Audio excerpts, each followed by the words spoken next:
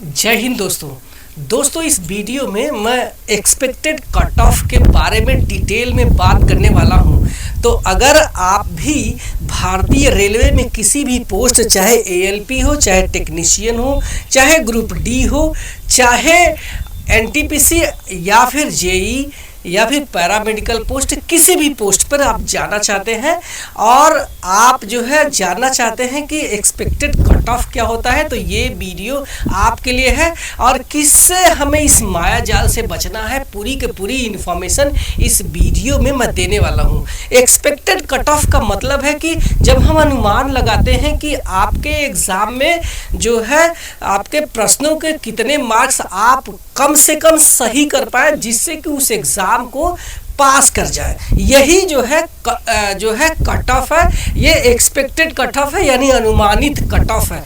Exam में जो cut off आते हैं वो अलग होते हैं, जो कि हमें एग्ज़ाम के बाद रिजल्ट में आते हैं। तो जैसे मान लीजिए कि आप एएलपी का एग्ज़ाम देने जा रहे हैं और आपको किसी ने बताया कि जो कट ऑफ है वो कट ऑफ 80% जाने वाला है। अनरिजर्व का मैं एक उदाहरण लेके चलता हूँ, ठीक है।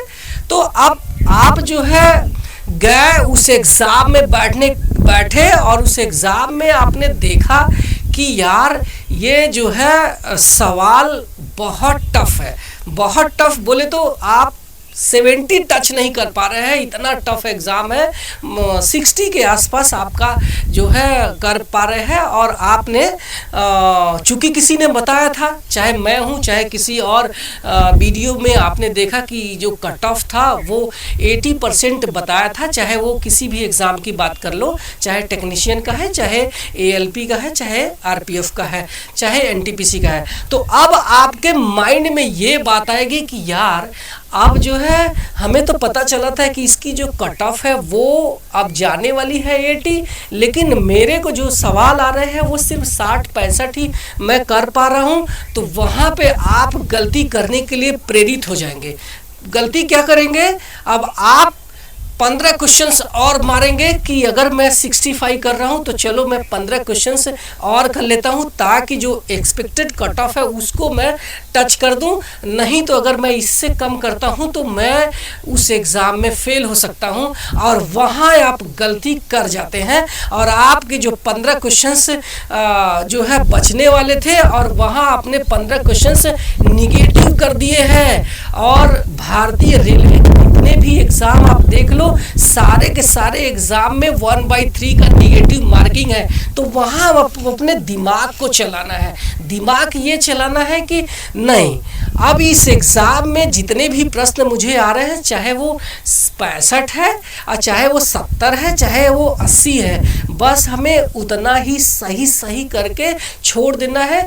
ज़्यादा तुक्का मारने की और ज़्यादा निगेटिव मार्किंग की घुसने की कोशिश नहीं करना है, क्योंकि वो जो तुक्का है वो हमें ले डूबेगा। बहुत से बड़े धुरंधर इस जो है तुक्केबाजी से बच नहीं पाए हैं, अच्छे खासे पास हो रहे होते हैं तो भी फेल हो जाते हैं। अच्छा, अब बात करते हैं इसके उलट। मान लीजिए किसी वीडियो आपने देखा, किसी ने बताया कि आपका जो कट ऑफ है वो 60 जाने वाला है और आप उस एग्ज़ाम में गए और आपने देखा कि यार ये तो हलवा है पेपर और मैं यहाँ पे 80-85 90 तक कर पा रहा हूँ और बहुत अच्छे सवाल है।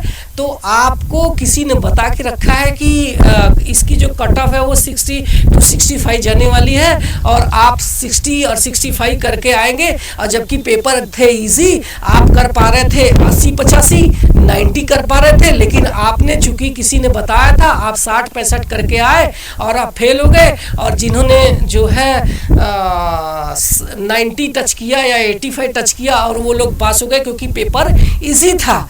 तो वही आपको अपने दिमाग को लगाना है कि कहाँ हमें किस तरीके से जो है इस एग्ज़ाम में जो करना है कि ताकि हम उस एग्ज़ाम को पास करें।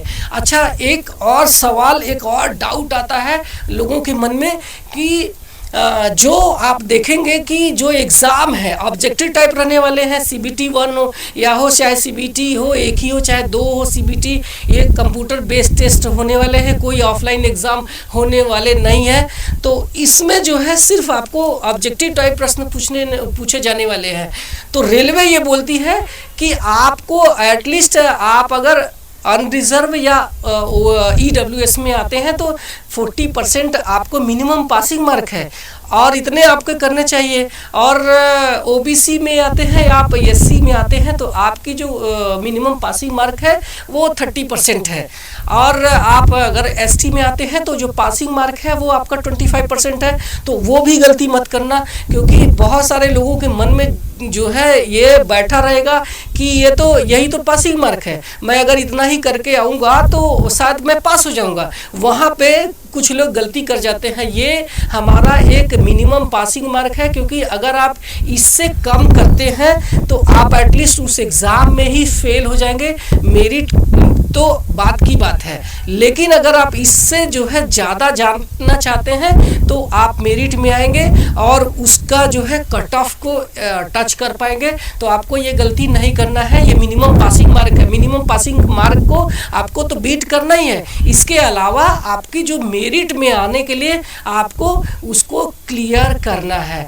तो ये पूरा डिटेल है जो कि मैं बताना चाह रहा था कि रियलिटी क्या है, जो एक्सपेक्टेड कट ऑफ है, जिससे कि बहुत सारे लोग भ्रमित हो जाते हैं। तो इस वीडियो के माध्यम से आपको भ्रमित होना नहीं है। इस जो है हम मतलब ये वीडियो आपके लिए हेल्पफुल होगा और बहुत सारे लोगों तक इसको पहुंचाओ ताकि ये समझ जाए कि जो एक्सपेक्टेड कट ऑफ है, चाहे वो मेरा है चाहे किसी और का वीडियोस आपने देख करके जो है इंस्पायर हुए हैं, तो आपको उसमें अपनी रियलिटी देखना है कि हमें कितने प्रश्न करना है और कितने छोड़ देना है।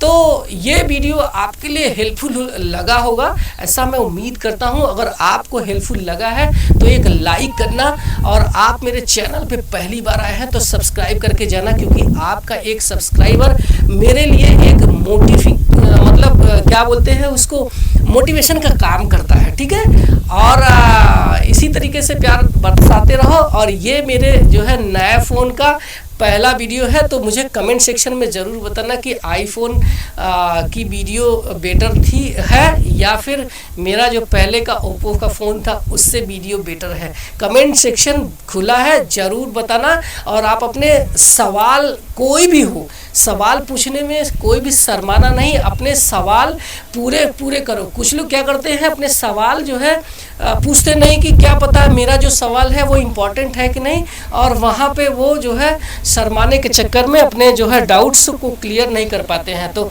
आपको बिंदास अपनी जो है बातें